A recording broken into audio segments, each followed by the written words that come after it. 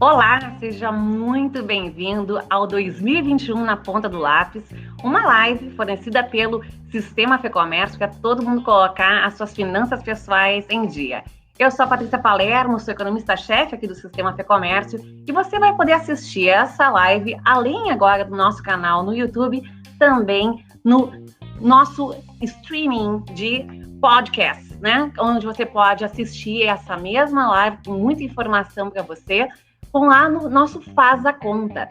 A gente vai conversar hoje aqui sobre essa questão relacionada às finanças pessoais, a botar as nossas contas em dia, com muita ênfase no que a gente chama de reserva de emergência. Então, dando um tempo aí para o pessoal entrar, sejam todos muito bem-vindos. E depois de um ano que nem este, né, é hora da gente fazer um balanço do que passou e começar a pensar no que vai vir. Eu vou conversar aqui com vocês, estruturando a minha fala em alguns pontos. O primeiro ponto principal é pensar o seguinte: não existe economágica, gente, tá? A gente vai ter que lidar com o material que a gente tem. No caso, a gente tem as nossas receitas e as nossas despesas. Então, vamos primeiro começar pensando quais são as nossas receitas, né? O que você pode contar de receitas? O seu salário, você ganha um aluguel de uma sala que você tenha ou de uma outra casa, você ganha algum tipo de renda extra, tem que contabilizar lá. E do outro lado, você tem que verificar também quais são as suas despesas. Muita gente sabe direitinho quanto ganha, o problema é saber o quanto gasta. Então, o primeiro passo para começar a articular essa questão de fazer o equilíbrio das contas é justamente mapear as suas despesas. E aí, não pode ficar só na memória, não. Tem que colocar isso no papel, numa planilha, num aplicativo que você consiga verificar para onde está indo o seu dinheiro. Então, o primeiro grande exercício que você tem que fazer é esse: fazer o mapeamento das suas receitas e das suas despesas. Quando você faz isso, você consegue ter, de maneira clara, um diagnóstico sobre as suas finanças pessoais. Então, agora que o ano está acabando, gasta um tempinho aí nessas últimas semanas do ano para fazer isso, para passar a limpo o que aconteceu na sua vida financeira. Como é que estão hoje organizadas as suas despesas? E controla lá, não só os grandes grupos, né, aquelas coisas que a gente sabe onde vai o nosso dinheiro, como, por exemplo, o aluguel, o condomínio, né, mas também mapeia aquelas pequenas contas que acabam fazendo, né, a diferença e levando a gente, às vezes, para um resultado negativo, né? Às vezes pode ser aqueles pedidos a mais que a gente faz de comida em delivery, às vezes pode ser aqueles gastos daquelas comprinhas a mais que a gente faz, que a gente acha que a gente merece, e assim por diante. Então, o primeiro grande passo é fazer isso, tá? É pensar nas suas receitas e pensar nas suas despesas. Visto isso, dá para a gente ter uma ideia de como é que as coisas estão. Se a gente está no azul ou se a gente está no vermelho. Se está no azul, show de bola. Se está no vermelho, é hora de começar a promover os ajustes. Mas, mesmo as pessoas que estão no azul, têm que pensar se estão formando uma coisa super importante, que é a chamada reserva de emergência. O ano de 2020, ele mostrou para a gente que o impossível é bem diferente do improvável, né? Quem diria que você, né, viveria uma situação que nem essa como a gente vive hoje, né? É complicado ser a pessoa que ajuda a escrever um capítulo tão relevante da história como esse que a gente teve esse ano, né? Então, a pandemia veio, pegou todo mundo de surpresa e, com isso, tirou renda de muita gente, né? Aqui no estado do Rio Grande do Sul, por exemplo, mais de 600 mil pessoas foram afetadas com redução de salários ou suspensão de contratos durante o período da pandemia, fora o pessoal que acabou perdendo ainda os seus empregos. Então, obviamente, deu um choque de renda em várias casas, em todo o nosso estado, em todo o nosso país e em todo o mundo, né? E aí vem uma questão relevante. Quem é que poderia ter nos ajudado nesse período? A reserva de emergência. O que é essa reserva de emergência?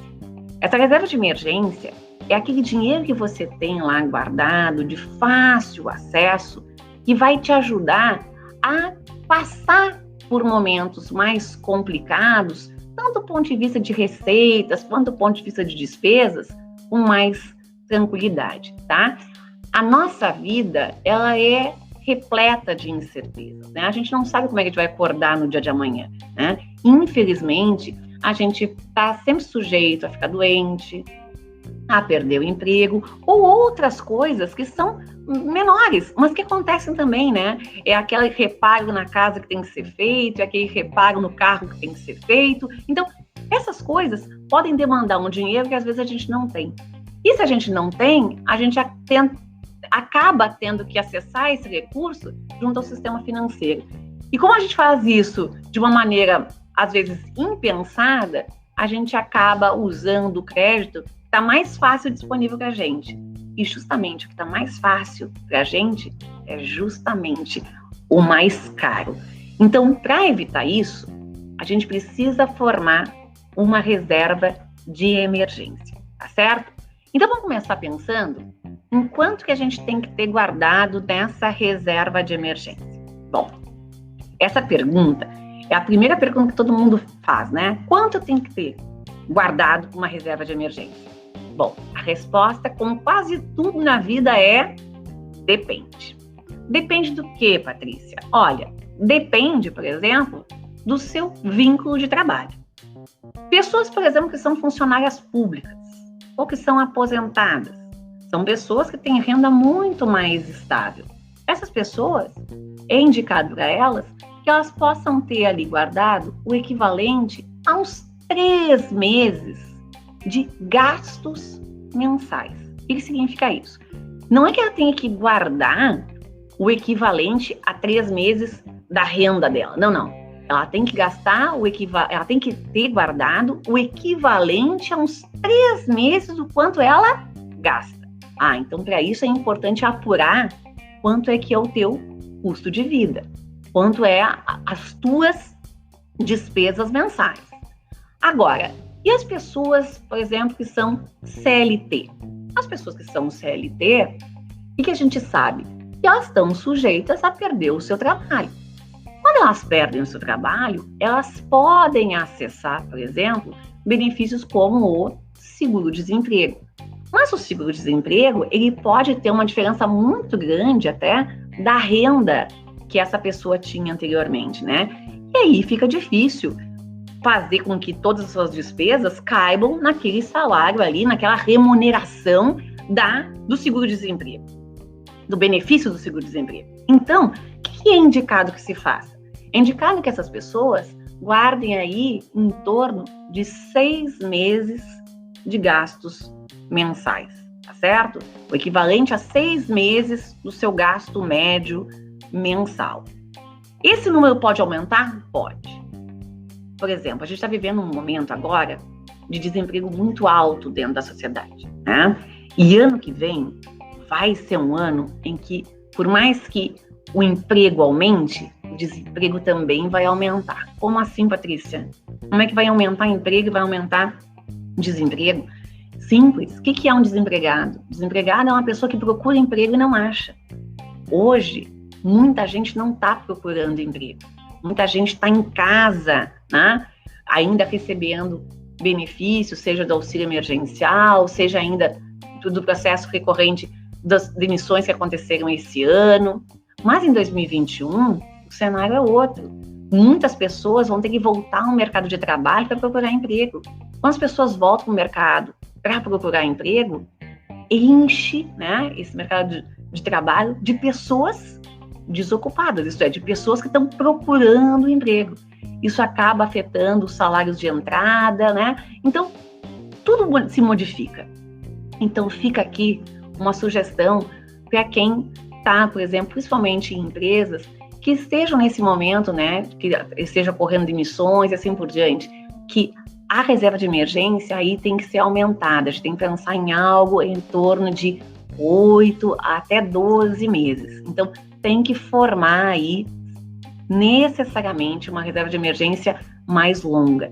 A mesma coisa acontece, né, com aquelas pessoas que não têm uma estabilidade de trabalho, seja dada por um contrato com o setor público, seja por um contrato com o setor privado. Nós estamos falando aí, por exemplo, de pessoas que não têm nenhum tipo de vínculo empregatício. Essas pessoas têm que ter, efetivamente, né, uma renda, uma reserva de emergência majorada, assim, algo em torno de, no mínimo, uns 12 meses, principalmente num cenário como que a gente vive hoje. Essa reserva de emergência, a gente tem que botar na nossa cabeça que ela tem que ser usada na emergência, né? A emergência, como eu disse para vocês, ela é uma situação inusitada, ou de baixa de renda ou de aumento de gastos, em que efetivamente existe a necessidade de compra. São raríssimas as situações em que você vai ter que usar a sua reserva de emergência para aproveitar uma oportunidade. Então, você só usa a sua reserva de emergência para aproveitar uma oportunidade se você já conseguiu respeitar esses mínimos que são as margens de segurança, né? Aí vai dizer assim, poxa, Patrícia, mas isso é tão difícil. Vou dizer para você que é tão melhor dormir com a consciência tranquila de que se acontecer alguma coisa no seu dia seguinte, você tem como arcar com isso, né? É tão melhor a gente fazer um sacrifício de uma maneira pensada, planejada, do que daqui a pouco ser atropelado por uma situação que a gente não sabe direito o que vai fazer, qual é a decisão melhor a ser tomada, e aí daqui a pouco entrar ainda numa enrascada que pode prejudicar ainda muito mais o seu futuro, né? Então, esse ponto é uma coisa muito importante. Então, estabelecido aí, né? Qual é que é o volume de reserva de emergência que você tem que ter? Você vai poder se perguntar, e agora?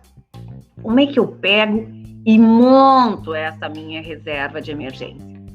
Lembra que a gente falou lá no início, né? Que a gente tinha que fazer um mapeamento das despesas? Pois é. Esse mapeamento das despesas, ele mostra pra gente aonde a gente está colocando o nosso dinheiro, né? E quando a gente faz esse mapeamento bem feitinho, a gente tem muitas surpresas, né?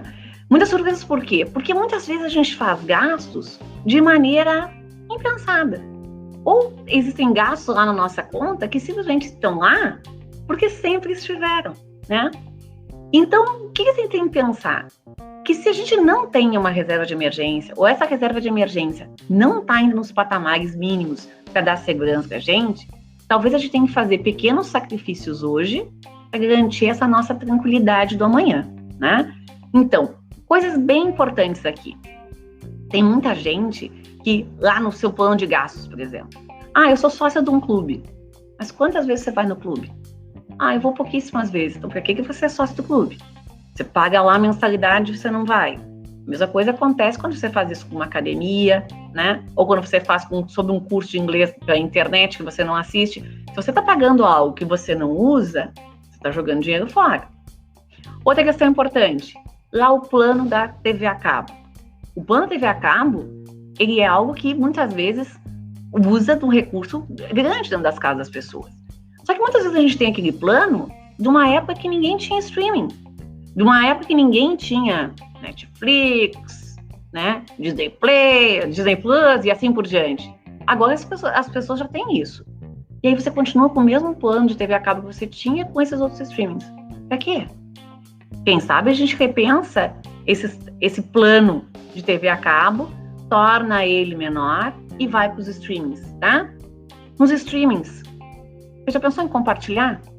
E eu tenho amigos que compartilham, né? A conta lá do streaming. Isso é possível, isso é legal, isso é bacana de fazer, né? Legal do ponto de vista legal e bacana também porque você tem várias contas e você não precisa necessariamente, né, ter todo mundo na mesma casa compartilhando aquela conta. Seu plano de celular. Você já pensou se o seu plano de celular é adequado ao seu uso? E pensa. Outra, a sua conta no banco. Você já pensou quanto custa a sua conta no banco? Né?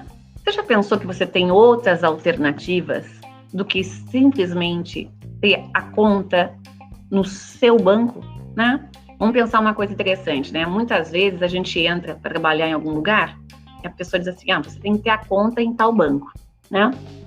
Aquela conta que você tem ali é uma conta salário, essa conta salário não precisa ser paga, né?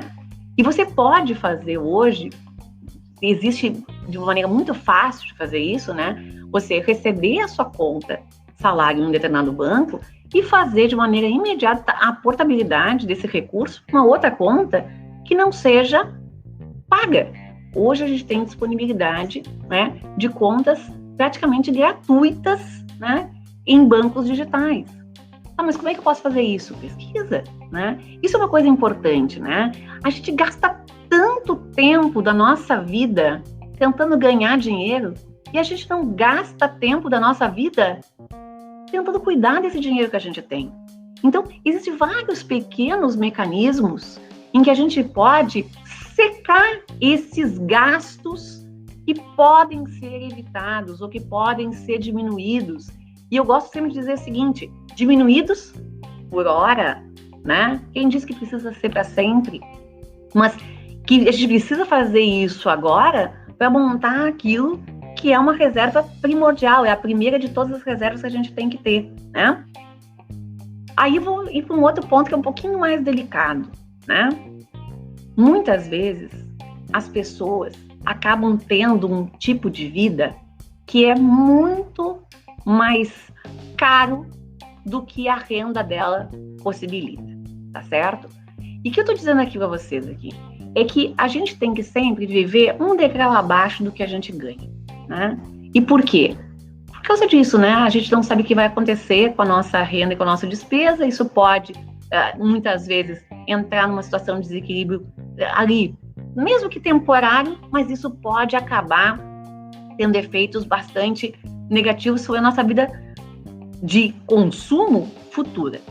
Então, olha só, esse ano da pandemia, né? Todo mundo em casa, né? Tendo que trabalhar de casa, repleto, muitas vezes, de frustrações, ia lá, pegava o telefone e pá, chamava a comida, né? Olha, delivery é uma coisa boa, é uma coisa fácil, né? Mas custa, né? Ninguém está dizendo para as pessoas não fazerem mais isso, né? Não usarem mais isso. Mas, dependendo da quantidade que você faz uso disso, isso vai pesar no seu orçamento e no final do ano, quando você faz a conta de quanto você gastou nesse tipo de serviço, você vai se dar conta que com esse mesmo recurso você podia estar gastando em algo que fazia mais sentido para você, né? Então tem que olhar para ver se as coisas que você compra, onde você compra, quando você compra, estão adequadas ou não estão adequadas ao teu momento de vida atual. De novo, a gente não está falando para as pessoas abrirem mão de toda e qualquer coisa em termos de consumo que faça com que ela se sinta bem. A gente tem que cuidar para não se sentir bem o tempo todo, tá? Porque, por exemplo, se eu tenho uma torta, um quindim, que é uma coisa que eu adoro, né? Se eu comer quindim todo momento que eu quero me fazer bem, eu vou terminar um período diabética, né? Então, não dá. A gente tem que cuidar com esse tipo de coisa, né? Esse tipo de atitude, aos pouquinhos, pode levar a gente para uma situação muito ruim. Então, dá uma checada no teu orçamento, vê que pode ser cortado. Verifica que existe, por exemplo, despesas que elas podem não ser recorrentes. Elas podem não acontecer todo mês, mas elas sempre vão estar ali, né? Por exemplo, começa o ano e você sempre recebe quem? Aquela cartinha da prefeitura dizendo seu IPTU agora tem desconto, né? Mas tem o IPTU para pagar. Você tem que pagar o IPVA. Você tem que pagar a lista de material escolar do seu filho. Isso vai sempre ter. Vai sempre existir. E isso não pode te pegar de surpresa. Tem que estar lá na conta, tem que estar lá programado. E aí vem uma questão importante. Você foi lá, fez seu ajuste, né? Pegou, conseguiu fazer a reserva que precisava. Aí vem a pergunta: aonde eu coloco, né? Aonde eu guardo esse dinheiro? Essa pergunta é uma pergunta que vem seguida de uma outra, né? Que é assim: Patrícia, qual é o melhor investimento de todos, né? Vamos lá. Em primeiro lugar, vamos começar pela segunda pergunta, né? Não existe um melhor investimento de todos. Segundo, aonde eu tenho que guardar minha reserva de emergência? Em algum lugar que não corra risco. Ponto. Isso você tem que ter em mente, assim. Tem que guardar a reserva de emergência em um lugar que não ofereça risco. Aí, vem alguém na sequência assim, então eu vou botar um lugar que eu sempre botei, que minha mãe botou, minha avó botou, meus vizinhos colocam, vou botar na poupança. Eu vou dizer, não bote na poupança. Tem outros lugares que podem te oferecer a mesma condição, né, de não correr riscos, uma rentabilidade um pouquinho melhor. Não quer dizer, olha só, gente, não quer dizer que quando a gente está falando de reserva de emergência, a gente tem que priorizar rentabilidade. Mas se a gente tem alternativas melhores, por que não, né?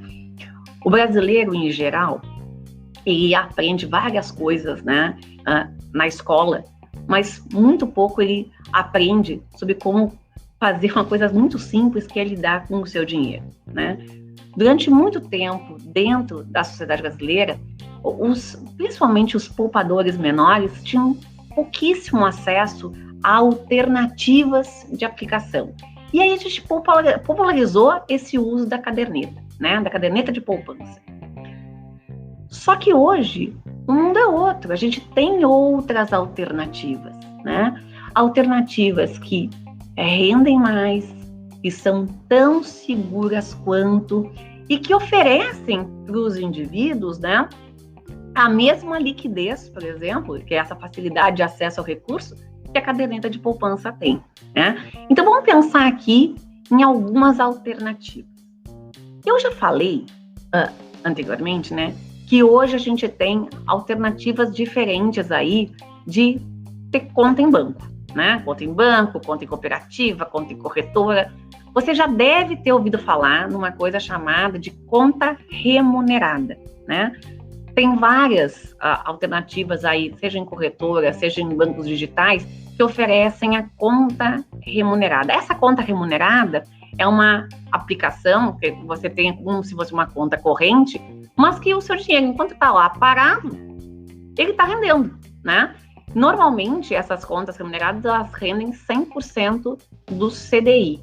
100% do CDI o CDI é muito parecido com a Selic. A Selic é a taxa de juros básica da economia, hoje está em 2%, né? 2% é pouquinho? É pouquinho, mas a gente está vivendo um tempo de taxas de juros menores, né, no mundo inteiro e no Brasil também. Guarda essa informação, tá? Isso vai ser bem útil para a gente daqui a pouquinho. Nós estamos falando, então, de uma taxa de juros de 2%. Essas contas remuneradas chegam a dar 100% aí do CDI. Obviamente, nessas contas remuneradas, dependendo de onde você coloca esse recurso, você vai ter que pagar imposto de renda e IOF sobre o rendimento. Mas, mesmo assim, está valendo mais que a poupança. E por quê? Porque a poupança, ela rende, quando a taxa de juros está menos de 8,5%, 70% da Selic. E ela só tem um dia no mês em que ela rende, que é o aniversário da poupança. Então, nos outros dias, ela fica lá, parada, estátua, imóvel, né? Então, se você não chegar a passar da data ali do aniversário, você perdeu a rentabilidade daquele mês. Esse tipo de conta remunerada rende absolutamente todos os dias. Tem outras alternativas? Tem outras alternativas. Você pode conseguir, por exemplo, aplicações em CDBs, que são certificados de depósitos bancários, em bancos médios, né? Em torno também de 100% aí do CDI. O que tem que se ligar? Os grandes bancos, eles pescam no balde, tá? Você já imaginar quantos clientes têm, né? Esses bancos grandes? Sim, esses bancos que você está pensando agora, no momento, no nome deles, né? Esses bancos têm tantos clientes que vão pensar em oferta e procura. Por que eles vão oferecer rendimentos maiores para cliente que já está ali, que vai sentar na frente do gerente e perguntar: e aí, onde é que eu ponho meu dinheiro? E o dinheiro já está ali. Ele vai colocar, obviamente, naquele banco. E quando ele botar ali, não vai ter por que pagar uma remuneração alta. Então, a rentabilidade nesses grandes bancos acaba sendo muito pequena porque esses bancos não têm escassez de recurso, tá? Eles não têm escassez de recurso, então não tem por que eles pegarem e pagarem remunerações mais altas. E aí, a gente tem que lembrar, botando esses bancos grandes, você vai ganhar 80%, 85% do CDI. Botou num banco médio, você pode chegar a 100%. Aí daqui a pouco alguém pergunta, Patrícia, mas se eu botar num banco médio e der um problema, tranquilo. O que acontece? Os CDBs, eles são garantidos pelo chamado FGC, que é o Fundo Garantidor de Crédito. Cada CPF, uma determinada conta num determinado banco, tem lá protegido até 250 mil. Aplicações que são dadas como CDBs, né, são de CDBs, têm essa proteção em qualquer tipo de instituição bancária que ofereça esse produto. Então, se você botar num banco grande ou se você botar num banco médio, você vai ter exatamente o mesmo tipo de proteção. Então, se liga nisso que isso é uma alternativa. Outra alternativa também que existe é, por exemplo, você ter outro tipo de aplicação que tenha a garantia de liquidez imediata. Então, se você tem que olhar lá se as aplicações que estão sendo oferecidas para você são alternativas que estejam oferecendo para você essa possibilidade, tá certo? Então, às vezes tem LCIs, LCAs que também oferecem isso. Então, quando você for aplicar a sua reserva de emergência, você tem que pensar o seguinte, ela é um investimento seguro, né? Então, o que eu disse para você aqui? Tem alternativas como a conta remunerada, tem a questão dos CDBs, tem a questão das LCIs, das LCAs, tem o próprio Tesouro Selic, né? São uma série de aplicações que ou elas têm segurança dada por esses elementos, como, por exemplo, Fundo Garantidor de Crédito, ou no caso do Tesouro Selic, que é pelo próprio Tesouro Nacional, né? Que obviamente vai garantir, a gente não pensa numa moratória nesse sentido, desse tipo de título, e que tem o quê? Liquidez diária. O que significa isso? Você tem acesso a esse recurso, né? Todos os dias. Isso é uma coisa muito importante, tá? Eu ouço, às vezes, as pessoas falarem, né? De que elas querem fazer investimentos de longo prazo. Você pode fazer investimento de longo prazo? Pode e deve. Depois que você fez a sua reserva de emergência. Nos seus investimentos de longo prazo, você pode abrir mão de liquidez diária. Mas para a reserva de emergência, você não pode abrir mão de liquidez diária. Você pode abrir mão de rentabilidade. Você não pode abrir mão de liquidez diária. Tá? Então, isso aí tem que ter em mente, tem que ter muita clareza de onde aplicar esse recurso. E aí, eu queria falar sobre essa questão da rentabilidade. Tá? Nós estamos vivendo num país que atualmente tem a sua taxa de juros de 2% ao ano, né? Selic hoje está em 2% ao ano. Se é uma taxa de juros baixa, é uma taxa de juros baixa. Tudo, né, que todas as outras taxas, né, elas vão olhar para a Selic como base. Então, presta bem atenção no que eu vou te dizer. Muita gente pensa assim, ó, mas 2% é tão pouquinho, né? Será que vale a pena juntar para ganhar isso? Lembra que os juros compostos, eles fazem uma mágica. Da mesma forma como ele faz as nossas dívidas crescerem, também faz a nossa poupança crescer, né? Então, quando você tem dinheiro aplicado, você tem a chance de fazer esse recurso crescer. Mas tem que cuidar muito com as alternativas que são oferecidas para você, né?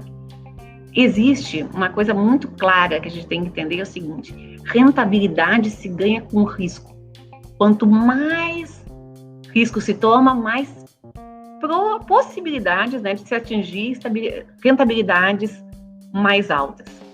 Então, quando alguém vier e disser para você assim, eu tenho um investimento aqui com uma rentabilidade garantida, né, de 15% ao mês.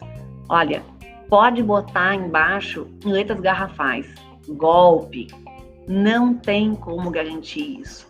E como é que a gente leva pessoas a entrar nessa situação, né? A aceitarem isso, pela ambição de ter esse resultado rápido. Não dá, tá, gente? Não dá. A gente já tem muitos históricos de gente que perdeu economias de uma vida inteira porque buscava esse tipo de rentabilidade, né? Rentabilidade que é impraticável. Você pode ter algumas alternativas que possam render isso, mas elas não podem jamais te dar a garantia disso. E outra, quando elas tiverem dado esse resultado, elas têm que dar esse resultado, né, de maneira explícita, clara, e você entenda o que você está fazendo. Então, como tudo na vida, a gente precisa estudar aquilo que a gente vai fazer, né? E a mesma coisa acontece com a questão do dinheiro. A gente precisa entender um pouco mais de finanças para fazer aplicações mais sofisticadas. Não tentem fazer algo, né, simplesmente apoiado num vídeo no YouTube que você assistiu, né? Uma aplicação muito mais estruturada baseada num vídeo do YouTube que você assistiu. Isso não é assim, tá? Você tem que parar, estudar, entender para depois fazer as coisas acontecer.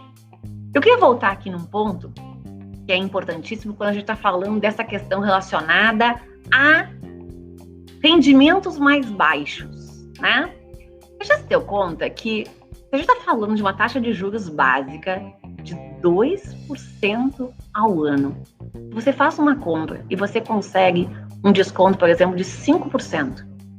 Você fez uma super economia, porque se aquele dinheiro fosse aplicado, não renderia nem metade disso. Então nós estamos num tempo de repensar o valor dos descontos que a gente recebe. E aí vem uma questão bem interessante, que é o seguinte: como vale a pena a gente poupar recursos para fazer compras à vista com desconto? Se você poupa um recurso, vamos pensar assim, a gente vai poupar um recurso para comprar alguma coisa.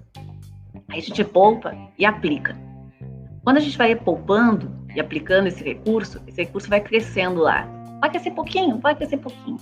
Mas no momento que você tiver o dinheiro suficiente para fazer essa compra, você apresentar lá o recurso, né, disponível, ao vivo, assim, à vista para aquele seu vendedor, você pode conversar com ele sobre a possibilidade de um desconto. Se você conseguir um desconto de 5%, de 10%, esse tipo de desconto, olha o que representaria em termos de ganho financeiro desse recurso aplicado. É uma coisa gigante. Só que se você só consegue fazer isso se você fizer o quê? Se você fizer o dinheiro ter sido poupado anteriormente, né, para fazer frente a esse pagamento. Então, vamos começar aqui a caminhar para o final dessa live. Existe um programa agora na televisão que diz assim, né, que o ano de 2020 devia ser chamado de 2020, né, porque foi um ano complicado pra caramba. Mas a gente tem que tirar algum tipo de ensinamento desse ano, não dá pra gente passar batido, né? E como eu disse lá no início, talvez um ensinamento primordial é que improvável é bem diferente de impossível, né? E o impossível, né, tá lá dizendo que nunca vai acontecer, mas o improvável sempre tem uma possibilidade de acontecer, ainda que mínima, né?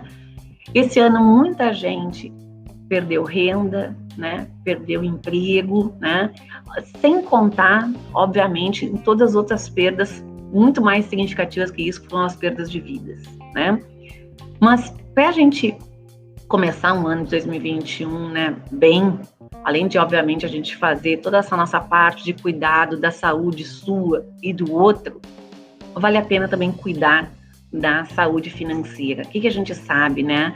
Que desequilíbrios financeiros levam pessoas a um estado de doença física, de doença emocional, né? Que tem que ser cuidado. Isso deteriora casamentos, deteriora relações. Então, tudo começa com a gente tendo este cuidado com as nossas contas também. Então, faz esse mapeamento, como eu te disse, verifica se você está indo, tá certo? Tá indo para o lugar certo, né? Aqui estão me perguntando, né? O que são gastos que costumam engolir as nossas finanças? Depende, né? Por exemplo, eu acho que uma coisa que é muito relevante é esse lance da gente viver acima de um padrão do que a gente pode viver, né? Muita gente mora num prédio, paga um condomínio que não cabe na sua renda. Muita gente tem hábitos, principalmente ligados a lazer, que não cabem na sua renda, né? Então, esse tipo de gastos são gastos que acabam fazendo o quê?